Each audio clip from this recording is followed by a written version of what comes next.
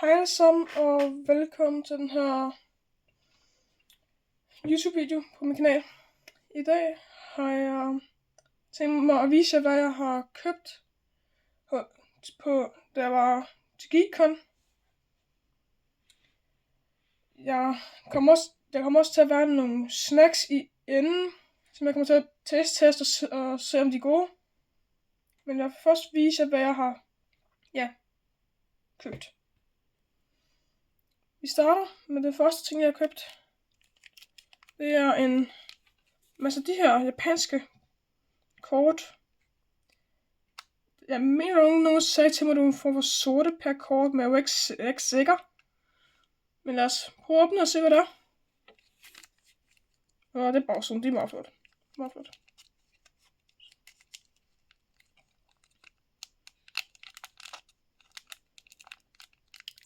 Jeg har købt de her kort hos en god gammel YouTuber, der hedder Eventyrmand. Han har været på YouTube i nogle år, hvad jeg ved af. Så ja, det er ham, jeg har købt den her af. Så vi starter med en god Bulbasaur. Selvfølgelig, man kan jo ikke leve uden en Charmander. Så har jeg en Pokéball. Jeg gik efter at købe en af hvert, hvad han havde, så ja, jeg har købt en del af dem. Så en Chansey. Så har jeg en Gloom. Og så har jeg den gode gamle Psyduck. Den ved jeg jo, at alle folk elsker. Så den snupper jeg også lige. Så har jeg en... Ja. Jeg har ingen idé med det her. Jeg er bare helt blank en. Så inden vi går videre til Meowth, så... Ja. Jeg har ingen idé med det her. Jeg skulle have den, fordi... Ja, den del sæt, så tager jeg den. Der. Så har jeg en god gammeldags Meowth. Alle folk kender Meowth. Kæmpe ikon for Team Rocket. Så har jeg selvfølgelig også den gode gamle Ditto. Ja. Yeah. Det er de to, der ikke er noget at sige om den. Så har jeg den gode, dejlige Jigglypuff. Nogle folk elsker den, andre folk hader den. Jeg synes, det er fint nok Pokémon. Hvad er den næste? Det bliver en Pidgey. God fugl. God OG-fugl. Så har vi jo selvfølgelig Raichu på grund af. Når der ikke er en Pikachu, kan man gå med den næstbedste. Og så sidst Squirtle. Jeg tror faktisk, der er en til nu. Så lad os se, hvad det er. Det er en Mew. Jeg overvejer virkelig at tage mig sammen. Jeg skal virkelig se, om jeg kan tage mig sammen og prøve at grade den her Mew på den. Ja, flot Mew. Jeg har en PSA 9 Ancient Mew. Så den er meget nice. Så ja. Jeg skulle overveje at grade den her. Så kommer vi til det Grado-kort. Men først vil jeg lige vise jer, hvad jeg fik med i handlen. Så der fik jeg et gigantisk jumbo-kort. Eventyrmand. Fantastisk. Kæmpe kort. Lidt ærgerligt det er, hvis I kan se det her. Den er meget ridset her i kanten. Også lidt nede i hjørnet hernede. Har du heldigt, men ja. Det er ikke noget at gå i. Så må det bare være. Og så fik jeg også den her med. En lille udgave. Og så tager vi så lige et par den her stille og ruller op.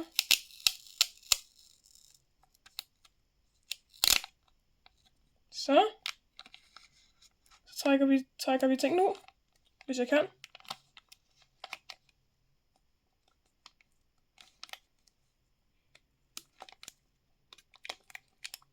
Okay, jeg bliver lige nødt til at vende den her på hovedet engang. Der kom Bassermanden ud. Som jeg har set. Ja, meget fint. Hvis jeg har lægget mærke til, at kvaliteten er bedre, så er det på grund af, at jeg har fået en ny telefon. ekstremt godt kamera. Så kommer vi til det dejlige Grado Bassemand.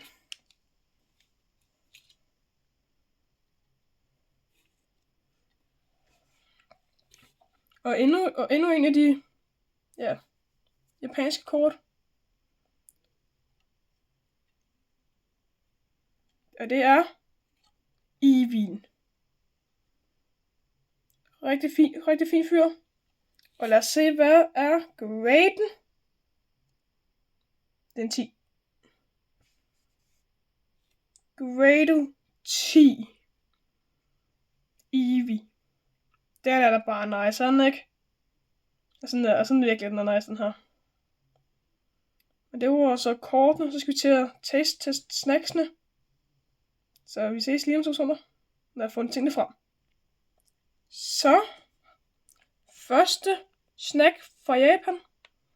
Er det japanske snacks, så spænd på smagen. Jeg ved ikke, om jeg har sagt det før, men jeg er rigtig glad for Japan. Så alt japansk, hit for mig. Lad os prøve at se, om vi kan åbne det. Jeg har absolut ingen idé, hvordan jeg åbner det her. Men jeg kan prøve. Jo, sådan der. Op her.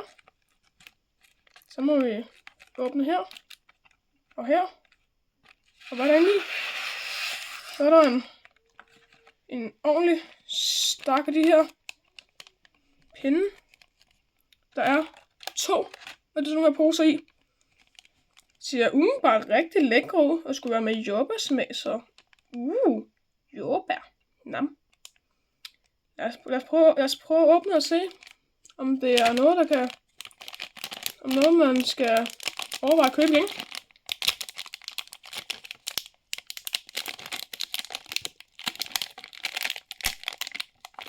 Der fik jeg hul.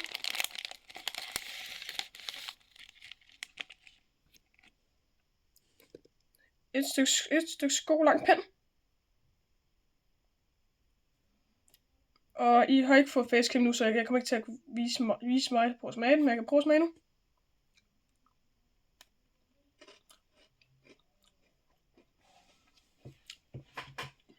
Holy moly! Hvis jeg må bande lige nu, vil jeg gøre det. Hold da op, hvor smager det godt.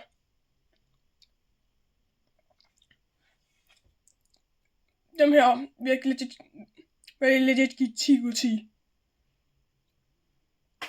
Det her det er basically som at tage til McDonald's og så spise, og så tage en anden chokoladeagtig pind, og så hælde jordbær milkshake ud over. 10 ud af 10 nam for mig. Jeg vil spise den færdig, og så går jeg videre til næste. De synes bare vanvittigt gode. Jeg vil altså foreslå jer til at prøve sådan nogle her. 10 ud af 10.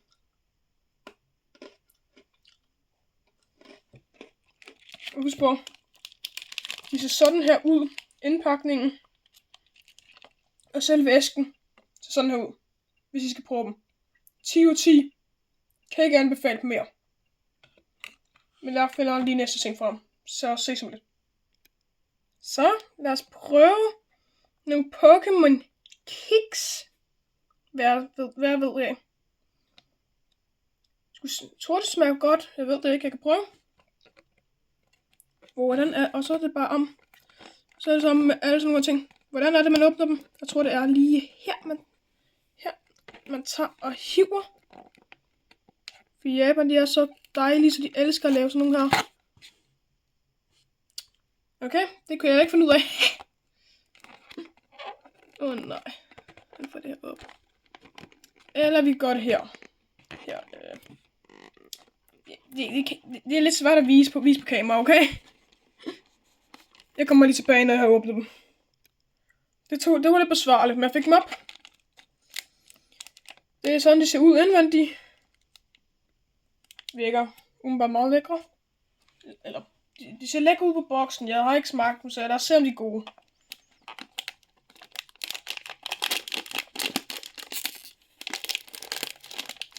Okay. Okay, så svag er jeg dog ikke. Jeg burde da godt kunne få dem op.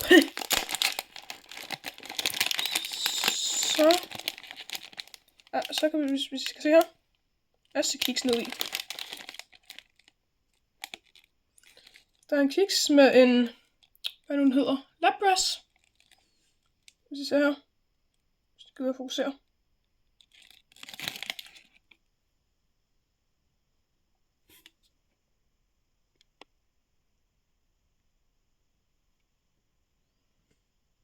Drætter lidt.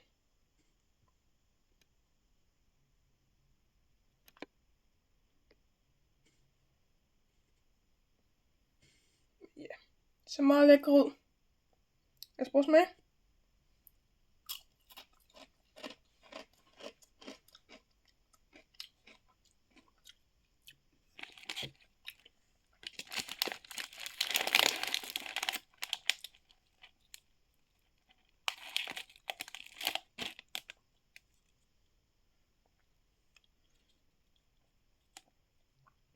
Jeg ved ikke rigtig, hvad den skal forestille at være, men ja.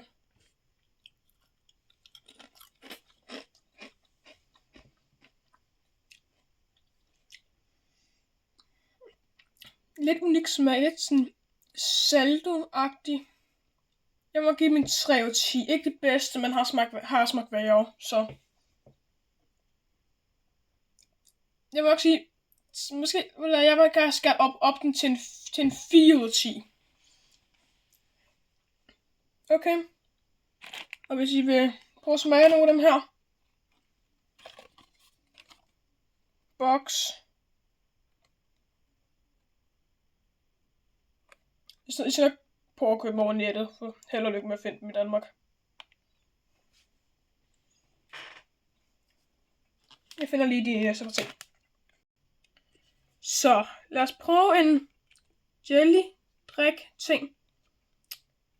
Jeg har 2 ting at sige, det er bare 1. Nam nam. 2. Fy for pokker. Lad os prøve. Jeg åbner den bag kameraet, så det ikke kommer ud over mit bord og min musemurt, for det vil være meget, meget irriterende. Okay, fancy åbning.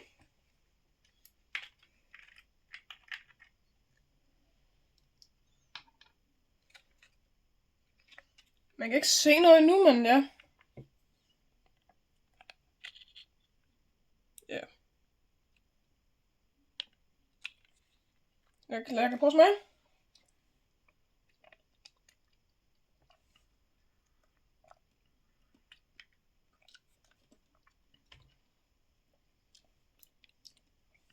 En meget god drik faktisk, meget frugtagtig. Det er sådan lidt jelly-agtigt noget. Hvis I kender jelly fruits, så det her lidt hen af det i konsistensen, men smager faktisk meget, meget godt. Jeg vil nok godt give den en 7 ud af 10. Rigtig god faktisk. Kan jeg overveje at købe det igen.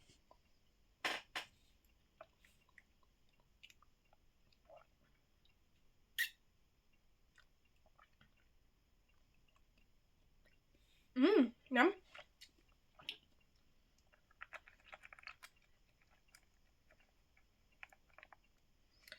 Finder næste ting. Ved I hvad? Det her er det sidste ting. Det sidste jeg har købt til sådan GeekCon.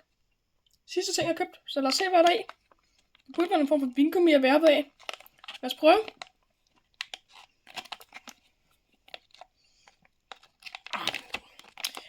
Bare rolig, jeg er en lille smule stærkere i virkeligheden. Det er bare det. På en måde, det føles som det er lidt limet sammen. Kan man få lov til at åbne det her på nogen måde? Det om. Nu prøver vi godt sådan der. Så er er det sådan noget... Okay, det her det er meget irriterende at skulle åbne, kan jeg godt afsløre. Sådan der. De dufter godt. Prøv så der.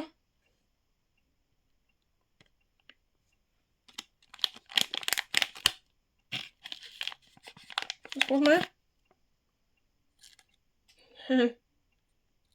Hvis jeg kan få den til at fokusere.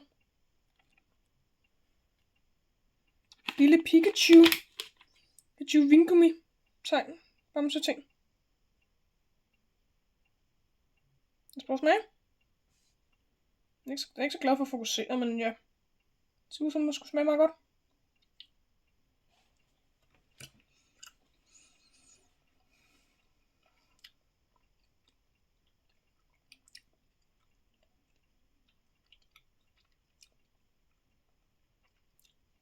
Tre ud af 10. Kunne være bedre, men ja. Jeg prøver lige en gul Pikachu. En gul vingummi Pikachu. Men lad os bruge en gul vingummi Pikachu. Jeg synes, det er virkelig dårligt at fokusere. Hov.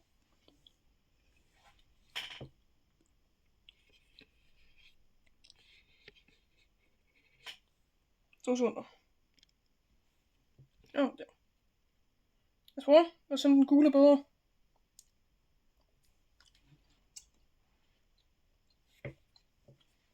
Okay, den lille er ikke god, men de andre er virkelig rimelig gode faktisk. Ja. Bortset fra den lille så 5 ud af 10. Det er god. Det var alt, hvad jeg havde for jer. Jeg fandt en video.